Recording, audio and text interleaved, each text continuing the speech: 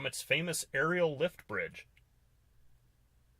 to the original Grandma's Restaurant, Canal Park in Duluth, Minnesota is home to many of the state's most iconic landmarks.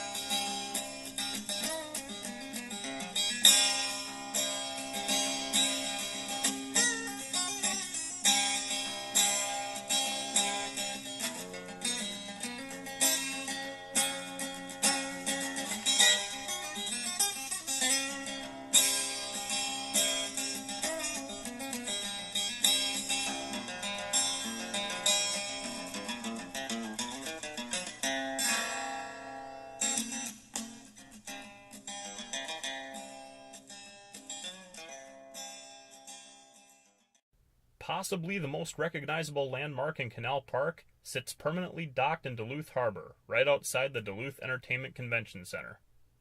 The SS William A. Irvin. A product of the American Shipbuilding Company in Lorain, Ohio, the William A. Irvin sits at just under 611 feet long, 60 feet wide, and 32.5 feet deep. It was named after Mr. William A. Irvin, who served as the 4th president of the United States Steel Company. In its time of service, the William A. Irvin sailed as a bulk freighter on the Great Lakes and was the flagship for U.S. Steel's Lake Fleet from the time of its maiden voyage on June 25, 1938, all the way up until 1975. It was responsible for carrying iron ore, coal, and distinguished guests of U.S. Steel to many of the different Great Lakes shipping ports. It was then used as a general workhorse for the fleet until its retirement in 1978. In 1986, the Duluth Entertainment Convention Center purchased the William A. Irvin as an addition to their facilities, and it currently serves as a floating museum ship. Today, the William A. Irvin draws thousands of guests to the area who are interested in learning more about its rich history, as well as those who are brave enough to attend its annual Halloween haunted ship attraction. But the Irvin is also well known for its non-scripted claims of paranormal activity. Staff members and volunteers have claimed to hear disembodied voices and footsteps, seeing and hearing doors slam on their own, witnessing various ghostly apparitions, and experiencing numerous odd happenings throughout the ship. One specific location for these odd happenings is the boiler room, where in 1947, a steam boiler accident claimed the life of crewman William Worry and injured 2 of his fellow shipmates. It is believed that Mr. Worry is one of the spirits still aboard the William A. Irvin. 2 employees of the ship, Davin Scott and John Clark, agreed to give us a tour, share their personal experiences, and assist us with our investigation for the night. In addition to the notorious boiler room, they showed us other hot spots aboard the ship, which included the engine room, where disembodied voices and footsteps have been heard, the crew dining room and kitchen, where odd shadows, sounds, and voices have been experienced, and the crew sleeping quarters, where people have experienced footsteps, doors opening and closing, and some have even seen the apparition of a male figure wearing a yellow hard hat and workers' clothing. We also had a mobile camera that we took with us for the night to document first-hand experiences. With the vast size of the ship and numerous areas to cover, we also utilized our 4-channel DVR system to cover locations at the front of the ship, which included the guest lounge and captain's wheelhouse, where claims of male and female apparitions dressed in period clothing have been seen.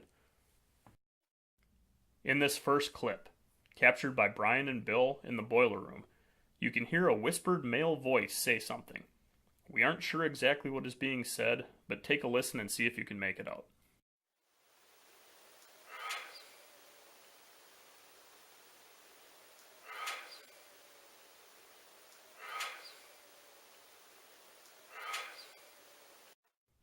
This second clip was also captured in the boiler room, close to the same time as the first. You'll clearly hear Brian ask whether or not him and Bill should worry about the rain getting into the ship. Listen closely and you'll hear what sounds like a quick thump, followed by a whispered voice that says, "I don't think so." Will that rain get in here on us? Should we be worried about that?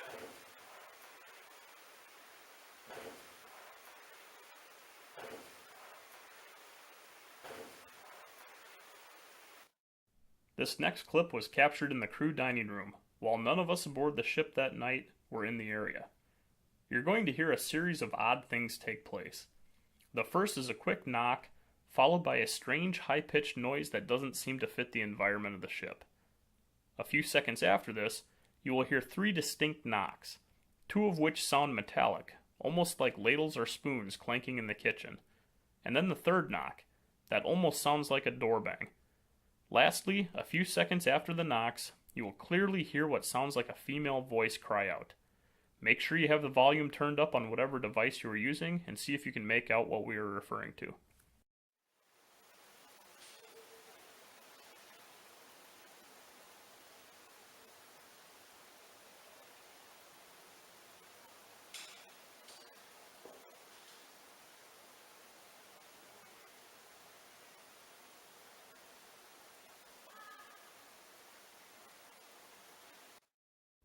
This last clip was captured in the crew sleeping quarters area and documents a personal experience encountered by myself, Sean, and our guide, John.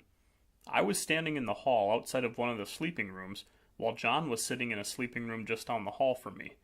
Sean was sitting at the end of the hall in the crew dining room. The first thing you're going to hear is the sound of the door in the corridor right in front of me bang shut. Take a listen.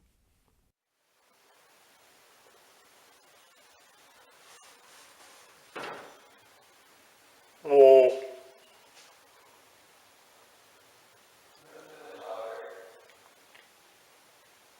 I think that was this door out here.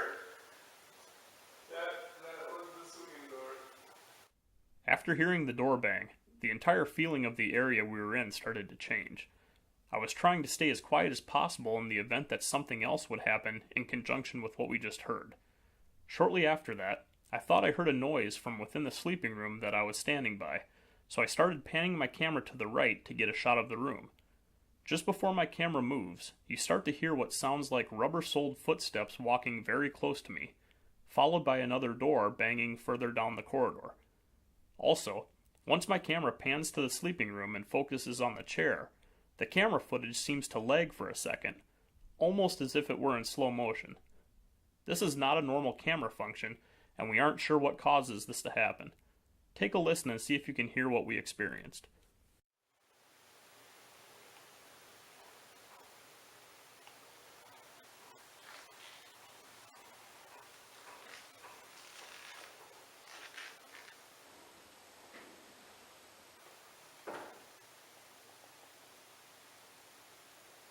Is that either of you?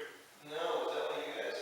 No, That sounded like someone walking and then like moving something. it's like right out here, fellas. Was the spirit of William Worry attempting to communicate with us in the location of his untimely death? Did we experience a former ship worker going about their daily duties up in the crew quarters area? While it's tough to say for sure, what is certain is that the history of the William A. Irvin is being beautifully maintained by the hardworking employees and volunteers of the Duluth Entertainment Convention Center. From its luxurious guest bedrooms and dining room, to its polished brass handrails, the legacy of the one-time U.S. Steel flagship will continue to be experienced by visitors young and old for many years to come. And while the crew and cargo are long gone, it seems that a few ghostly entities might still remain aboard the William A. Irvin.